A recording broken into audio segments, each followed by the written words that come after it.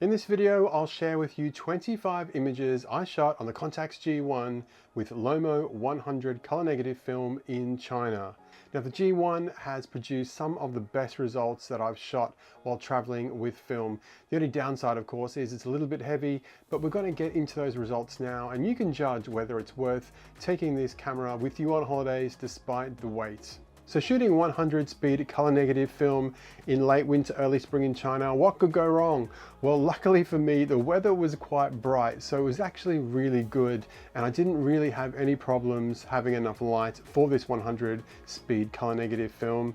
First day, it's actually beautiful, sunny day in Beijing. We got off the bus and I saw this apartment building here, really liked this. So I took a picture looking upwards and yeah, I really like the sort of the pale colors here of, you know, the Lomo 100 and the apartment building there. Got a couple of funny looks from locals when I was taking a photo there. So after that apartment building, we had like a 20-30 minute walk to the Forbidden City through all these police checks, lots of army about because there was a Communist Party conference going on. Finally, we got into the Forbidden City, and this is the style of building you see in the Forbidden City. It's kind of like you've seen one, you've seen them all, but here it is here. You've got the lion statue in the foreground and those nice sort of colors there of the red and the gold and the blues as well. Next image here, this is actually what I found most fascinating about the Forbidden City.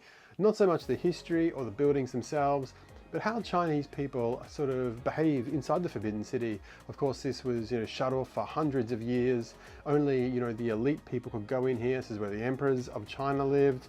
And so now a lot of young people, especially a lot of women, will dress up in these fancy costumes, you know, from times gone by, and they'll have their, you know, their robes and their fans, and they'll take loads and loads of selfies. And I love that. I love watching them and seeing, you know, what joy they get out of doing this. And you can sort of see the depth of field here. I think I'm shooting at f4. So the ladies there are nice in focus, but the background's a nice sort of blur.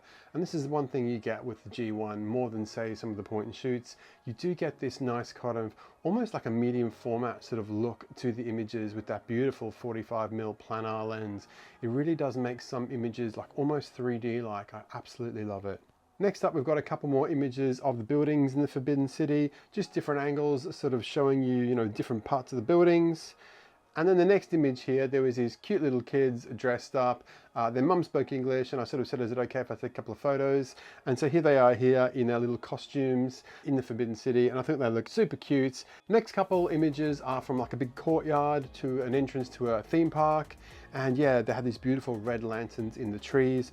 I love this photo, and again I'm shooting at about f4, f5.6, and so the tree here with the lanterns is beautifully in focus, and the background is just kind of blurry, and there's a little kid running into the scene there. I love that image. I think that's absolutely cool. And there's a bit of a close-up here with the lanterns, and they've got this beautiful sort of nostalgic sort of look to them, sort of a very warm look to those red lanterns, a bit like the classic neg look of the Fujifilm 106. Now the next couple of images also featured in my roll from the Olympus Stylus Epic that I took while I was in China. So the images here from the G1 are a little bit different in that the focal length is different, you know, 45mm versus 35mm.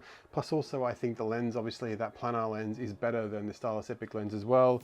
But this is just like in a Chinese medicine building we went to where they tried to flog you Chinese medicine and for hundreds of dollars. And yeah, I was more interested, again, I wasn't interested in Chinese medicine. I'm interested in these beautiful pot plants and light streaming in, you know. As someone who loves photography and loves cameras, this is my jam, not the Chinese medicine. And I really like these beautiful pot plants and, you know, the light here and the greens. I think it looks absolutely wonderful here on the Contax G1. The next one, we're in the street in Beijing and there's these chestnuts getting roasted, or they've been roasted, and you've got the nice sort of brown chestnuts there on the pink stools. I think this looks absolutely fantastic. And of course this image and the last image, they're also in my Fujifilm 106 video. A lot of these images, I really like scenes in China. I would get my 3-4 cameras out and take them one after the other just to see what they look like with different lenses, different cameras, different films. This was in our last day in Beijing and we got dropped off near this tram. We actually had to show our passports to get into this shopping street, like it was all cordoned off by police. And yeah, you got to show your passport to get in. I think it was because there was like a Communist Party conference in town and the security was pretty tight. And there's a tram just sitting there, and it didn't look like, you can't see the wheels of this tram. And I just thought, oh, it's like they've just dumped a tram there to make it look cool. Later on though, not this one, but another tram went up and down on the tram line. So I thought that was pretty cool. I actually missed getting a ride in a tram. And you probably know that from my other videos, I love trams. In fact, I did a whole video about how I explored Kyoto's tram line with the Ricoh GR3. So make sure you check that video out. This tram, however, unfortunately, I did not get to hop on. And here is a close-up of it with the G1. I like that image as well. And then we got the fast train down to Souo, which was about 5.5 hours, a very long train journey.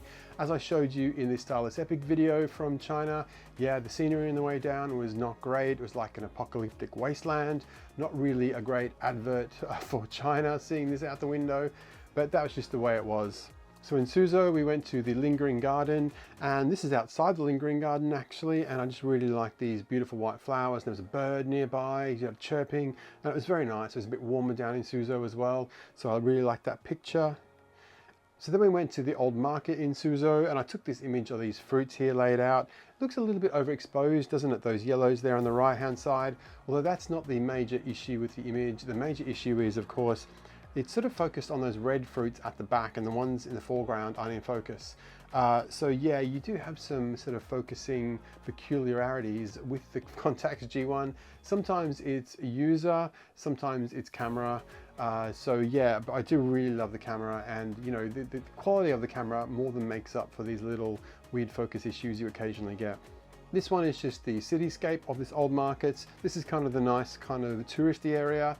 And as you got further on, you got down into the more of the locals area. So there were lots of eggs for sale, and some of the eggs were blue. I'm not sure how you get blue eggs, maybe blue chickens, who knows, but here are some blue eggs. I think this looks great, and yeah, just like the beautiful rendering of this lens.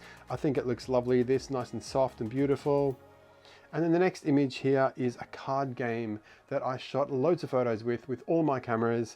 And yeah, these guys just started up a card game, and this lady started up a card game. The lady actually got called away halfway through the card game. I think there was something going on in her shop, and she had to pass the cards to somebody else to fill in for her.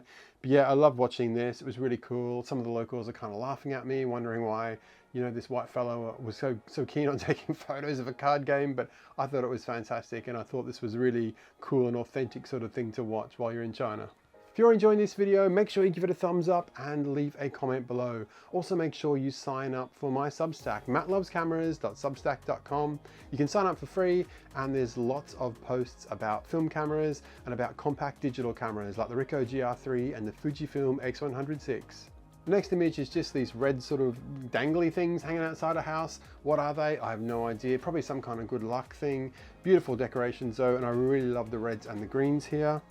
And finally, a few images to finish off from Shanghai. I had to finish the roll of film. Of course, I didn't want to get back into the plane with a half-finished roll in my Contax G1. So I had about 6 images to finish off. I really wasn't actually very well in Shanghai. I ate at a hotel buffet one evening and was violently ill the next morning.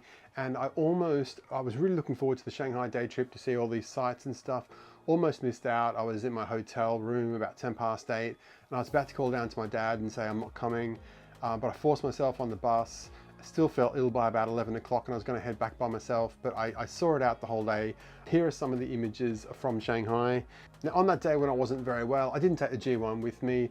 I took it out the next morning though, just to finish off the roll. And here are 2 ladies here by some sort of canal or river. It was some kind of like free trade zone where we were staying, so it wasn't very there wasn't lots of residential neighborhoods or anything. But 2 ladies here having a chat by the canal, and you got this beautiful smokestack in the background there. The next one is a building, which I had to take this photo because it's Talent Mansion. I feel like this is where I'm from, the Talent Mansion, right? I'm talented. Well, my mum says I am anyway. 2 more photos of a guy doing Tai Chi in the sort of square here. And yeah, he was not bothered about Matt Loves Cameras. He was just doing his thing. I thought that was wonderful.